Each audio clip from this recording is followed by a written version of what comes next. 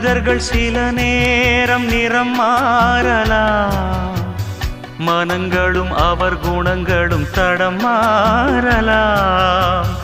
இலக்கணம் சில நேரம் பிழையாகலாம், எழுதிய அன்பு இலக்கியம் தவறாகலாம். விரல்களை தாண்டி வளர்ந்ததைக் கண்டு நகங்களை நாமும் நறுக்குவதுண்டு. இதில் என்ன பாவம், எதற்கிந்த சோகம்? கிளியே நலம் வாழ என் நாடும் என் வாழ்த்துக்கள், தமிழ் கூறும் பல்லாண்டு என் வார்த்தைகள்.